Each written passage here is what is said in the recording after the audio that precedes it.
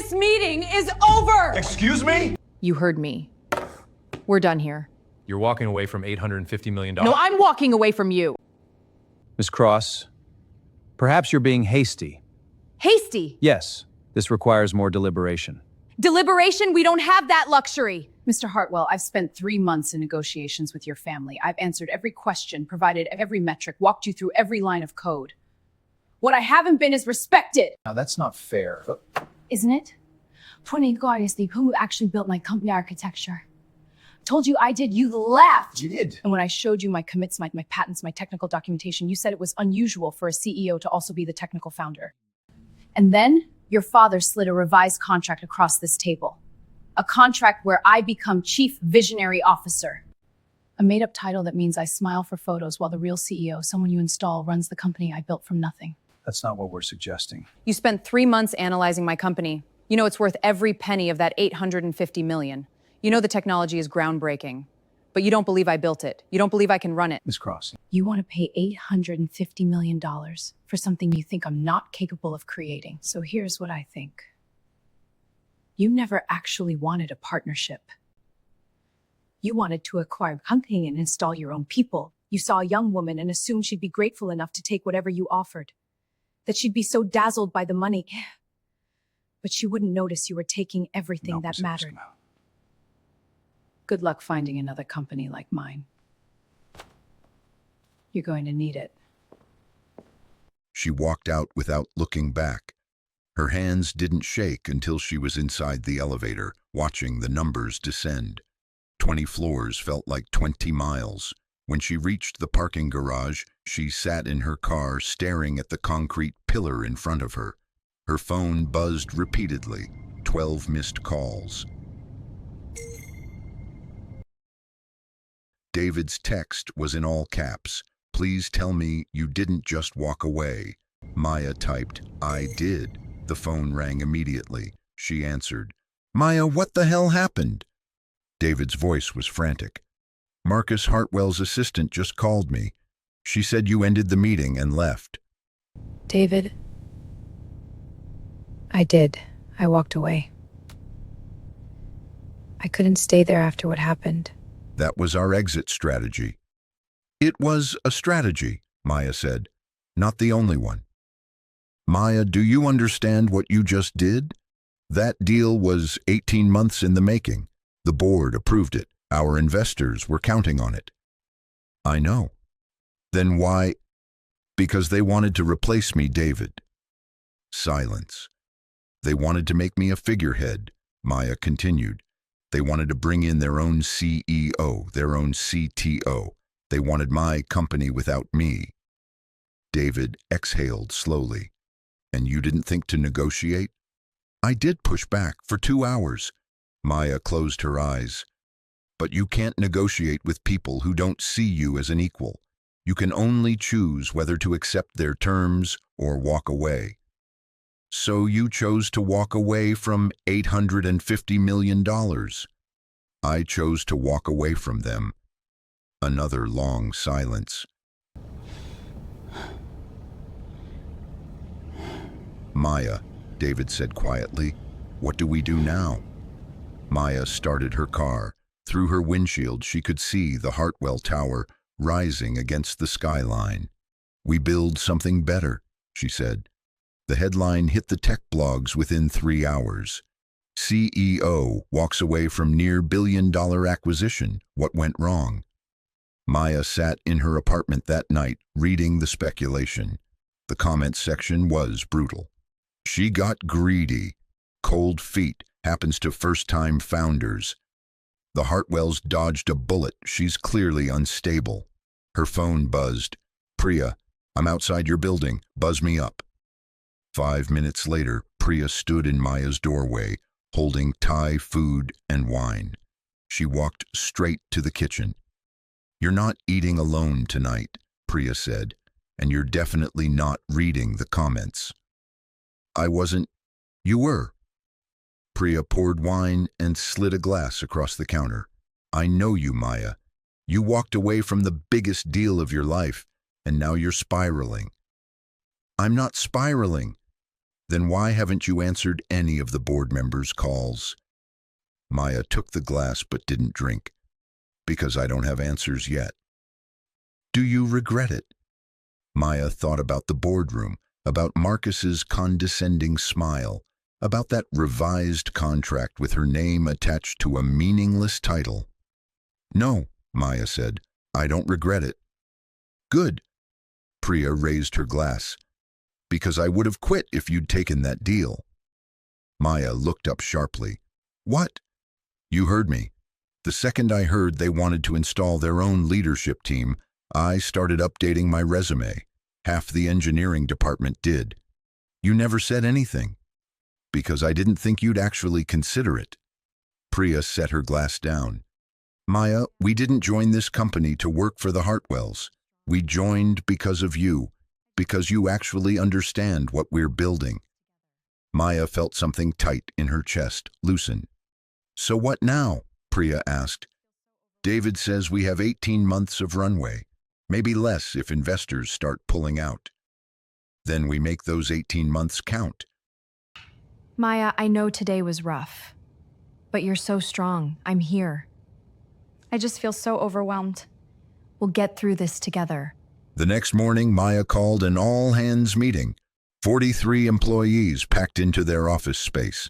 Maya stood at the front, acutely aware that every person here had taken a risk by joining her company, and yesterday, she'd walked away from the payday they'd all been counting on.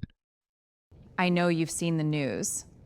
Yesterday, I ended negotiations with Hartwell Industries. The deal was $850 million. They wanted to remove the people who built it. On paper, it was everything we'd worked toward, but the terms had changed. They wanted to restructure the leadership, bring in outside executives. Essentially, they wanted to buy the company and remove the people who built it. More murmurs, louder now.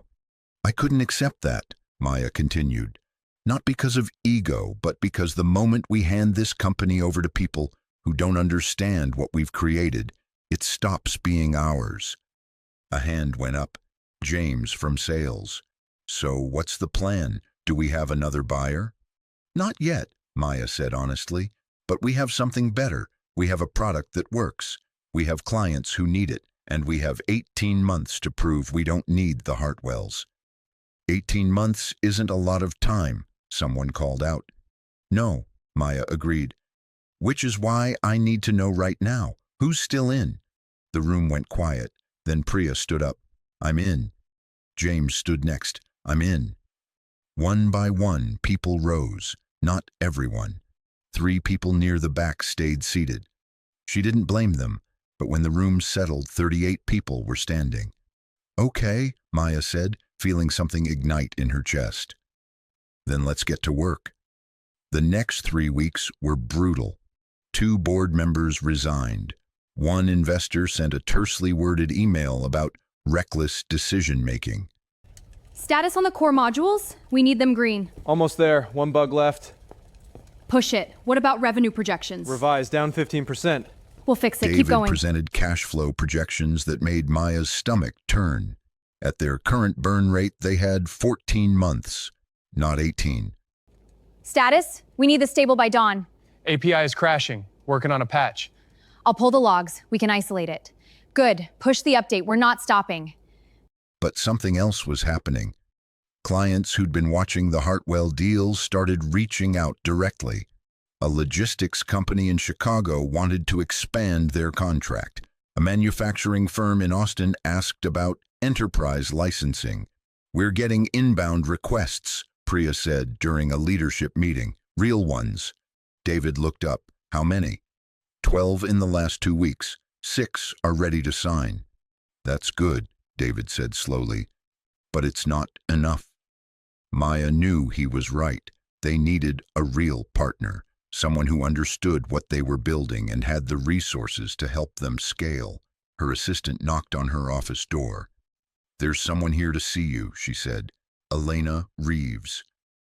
Maya's pulse quickened. Elena Reeves was a legend in Silicon Valley, known for finding unicorns before anyone else saw them. Send her in, Maya said. Elena walked in like she owned the building. She was in her mid-50s with sharp eyes and silver hair. She didn't sit down. I heard what happened with the Hartwells. News travels fast. Marcus Hartwell is an idiot, and his father is worse.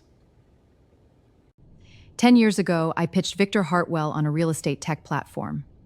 He told me I'd make an excellent entrepreneur's wife someday. I built that company anyway. Sold it 4 years later for $200 million. Victor sent me a congratulations card. I sent it back shredded. Why are you telling me this? Elena leaned forward. Because I know exactly what happened in that boardroom, so here's what I'm offering. Strategic investment, retained control, and access to my network. Not a buyout, a partnership. Maya's heart was racing. What's the catch? No catch, just terms. Elena pulled out a tablet. I want 20% equity for $150 million. You stay CEO. Your team stays intact. I join the board and help you scale. Maya stared at the numbers. That's less than a fifth of what the Hartwells offered, Elena said. But it's yours, completely. Maya looked up. Why? Elena's expression softened slightly. Because watching the Hartwells fail is going to be satisfying. But watching you succeed, that's going to be legendary. Maya signed the partnership agreement with Elena Reeves on a Tuesday morning in October. The news broke differently this time. Instead of speculation and schadenfreude, the headlines read, Tech CEO secures $150 million from legendary investor Elena Reeves. Elena Reeves doesn't invest in losers. This is huge. The Hartwells must be kicking themselves. Plot twist of the year. David walked into Maya's office with a grin she hadn't seen in weeks. 3 enterprise clients just signed. 2 more want demos next week. Because of Elena? Because of you, David said. Elena's name opened doors, but the product is what's closing deals. Over the next 6 months, the company transformed. They moved into a new office space. The team grew from 43 people to 98.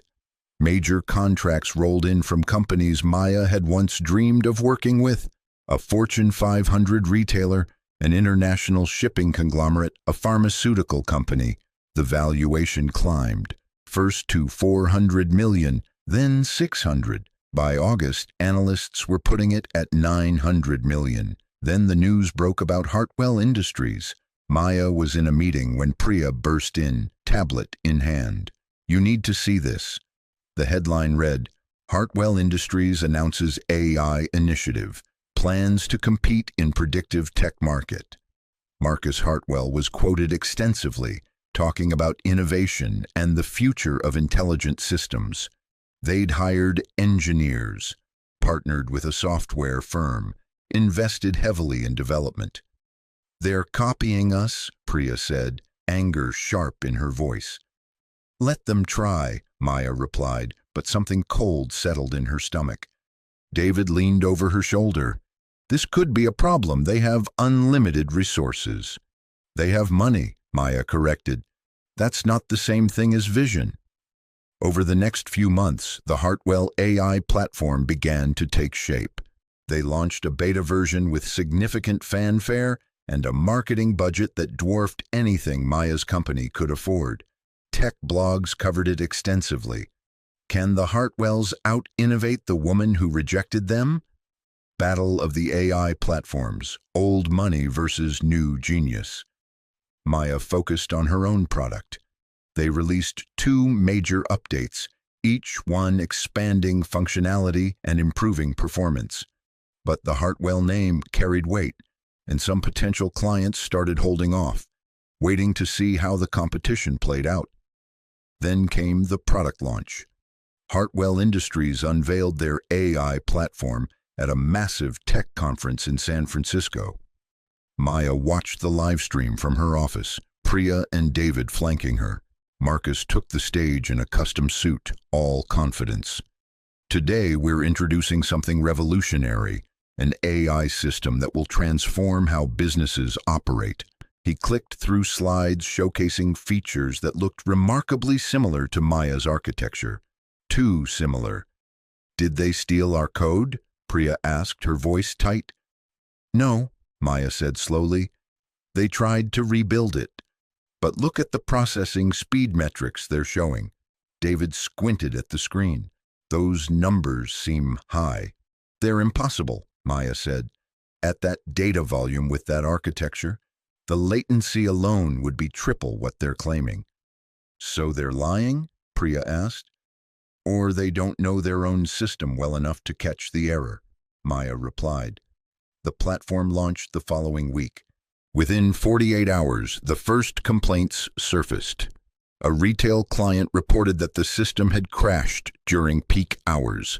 A logistics company said the predictions were wildly inaccurate, recommending shipping routes that would have cost them millions. Another company reported data sync failures that corrupted their records. The tech blogs that had praised the launch began publishing critical pieces.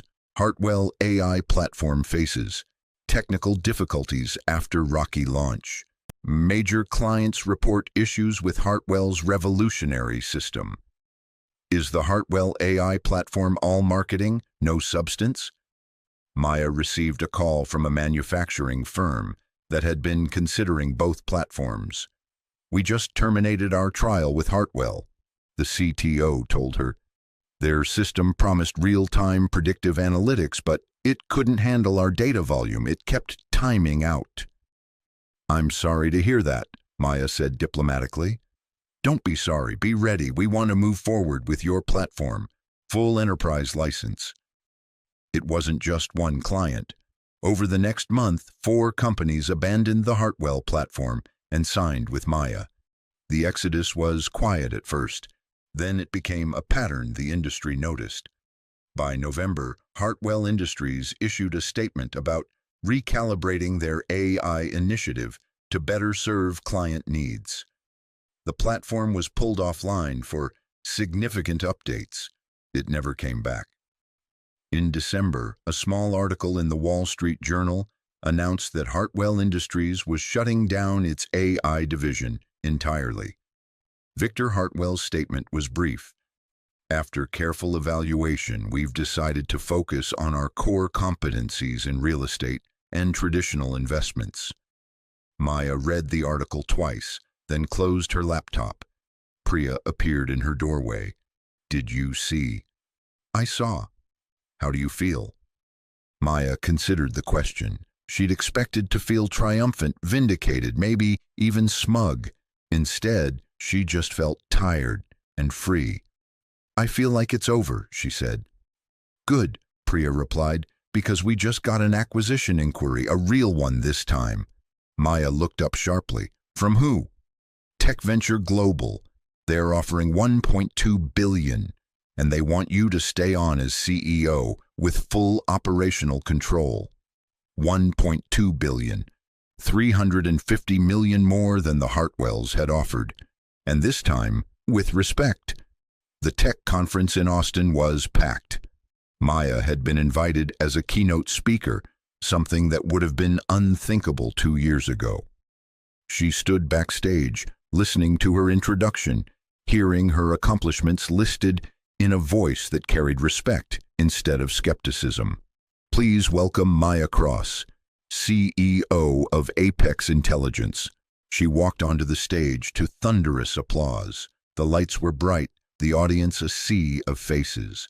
This wasn't pitching, this wasn't defending, this was simply sharing what she'd learned.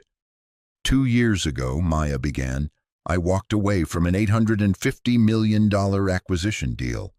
The room went completely silent. "A lot of people thought I was insane," she continued. "The headlines called it everything from cold feet to career suicide." She paused. "But here's what actually happened in that boardroom." She told them the interruptions, the dismissals, the revised contract that would have made her a figurehead, the moment she realized that no amount of money was worth giving up who she was. "I didn't walk away because I was offended," Maya said. "I walked away because I understood something fundamental. People who don't value you at the negotiating table won't value you at the decision-making table. And if you let them buy your company, they're not just buying your technology, they're buying your voice. She could see people in the front row nodding. The year that followed was the hardest of my life, Maya admitted. We had board members resign, investors questioning every move, competitors with unlimited resources trying to replicate what we built. There were nights I wondered if I'd made a catastrophic mistake. But we survived, and then we thrived, not because we compromised, but because we didn't. She clicked to the next slide, showing their growth metrics. Today, Apex Intelligence is valued at $1.4 billion. We have 230 employees across 4 countries. Our platform processes over 10 million transactions daily. The applause started, but she raised a hand gently. That's not the point, she said. The point is what we built and how we built it. With a team that believed in the mission more than the exit. With partners who saw us as equals, not assets to be managed. With a vision that was ours to protect. She paused, looking out at the audience. So here's what I want you to take away from this. Your worth isn't determined by who's willing to buy you. It's determined by what you refuse to sell. The applause was thunderous. After the keynote, Maya was at a VIP reception when she felt someone's presence beside her. She turned. Victor Hartwell stood there in an expensive suit, looking older than she remembered. The confidence he'd carried in that boardroom 2 years ago had diminished, replaced by something that looked almost like regret. "Mr. Hartwell," Maya said, her tone neutral. "Ms. Cross." He nodded to the other founders. "Might I have a moment?" They stepped away, finding a quiet corner overlooking the Austin skyline. "Congratulations on your success," Victor said. "Your keynote was impressive." "Thank you?" Victor looked uncomfortable. "What happened in our negotiation? The way my sons conducted themselves? The assumptions we made, they were wrong." Maya waited. "We underestimated you," Victor continued. "Not your company, you. And that was a mistake that cost us considerably." "You didn't underestimate me, Mr. Hartwell," Maya said quietly. "You never estimated me at all. You saw a young woman and made assumptions based on what you expected, not what I showed you." Victor absorbed that. "You're right. Watching your company's trajectory while ours failed has been humbling." "Is that what you came to say?" Maya asked. "Actually, no." Victor straightened slightly. "I came to ask if you'd consider meeting with us again, not for acquisition, for partnership. We have resources, infrastructure, global connections that could—" "No." The word was simple, final. Victor blinked. "You didn't let me finish the offer." "I don't need to," Maya said, "because here's what would happen. We'd have meetings, negotiations, discussions about synergy, and at some point, probably when it mattered most, one of your sons would make a decision that undermines my authority because old habits don't die easily." "That's not—" "It is," Maya interrupted, "because respect isn't something you can negotiate into a contract, Mr. Hartwell. It's either there from the beginning or it's not. And 2 years ago, in that boardroom, you showed me exactly where we stood." Victor's jaw tightened. "People change. Companies evolve." "I'm sure they do," Maya said. "But I'm not interested in being your proof of concept for evolution. I'm interested in building my company with people who never needed to learn my value the hard way." She could see the realization crossing his face. This wasn't a negotiation he could win. "I hope your future ventures are successful, Mr. Hartwell," Maya said, and she meant it. "But they'll be successful without me."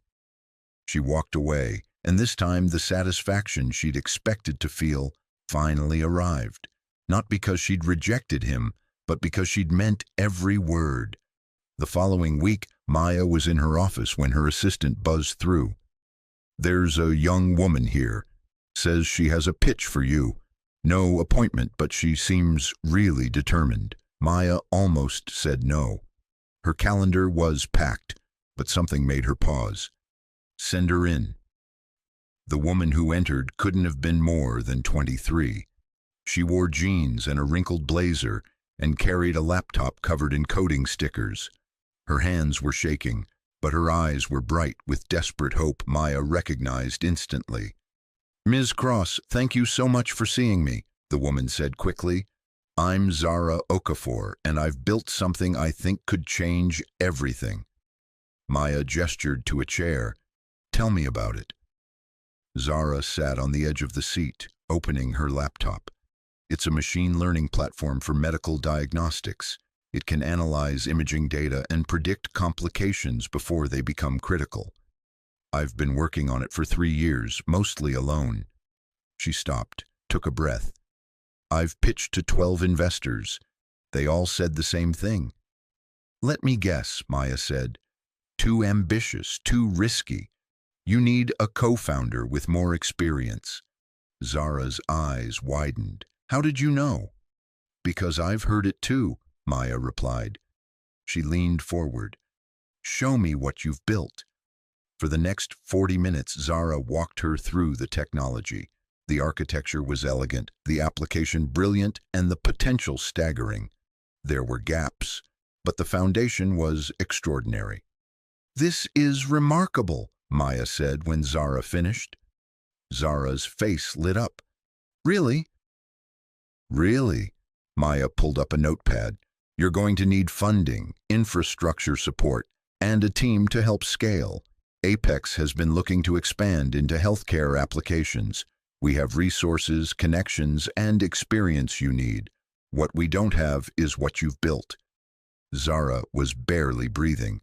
"Are you saying—" "I'm saying send me your full technical documentation, your business plan, and your vision for the next 5 years. Let's schedule a proper meeting with my team. If the due diligence checks out, I think we can work something out." "Just like that?" Zara asked, disbelief in her voice. Maya thought about the investor who'd laughed at her pitch, about the men who'd questioned whether she'd really built her own code, about Victor Hartwell asking if she had a technical co-founder.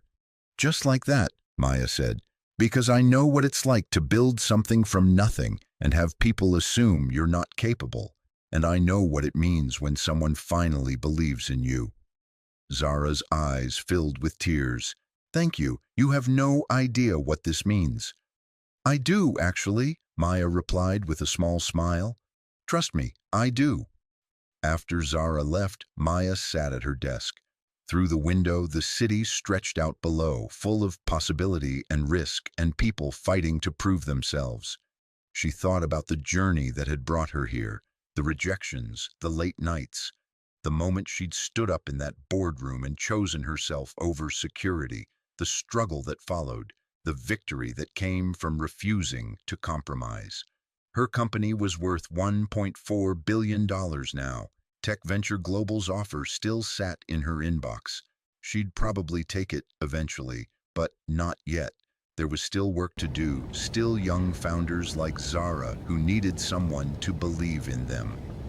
Maya opened her laptop and started typing an email to her leadership team. They had a healthcare division to launch. The Hartwells had wanted to buy her company because they saw its value, but they'd never understood that the value came from her, from the vision she refused to let anyone else dilute.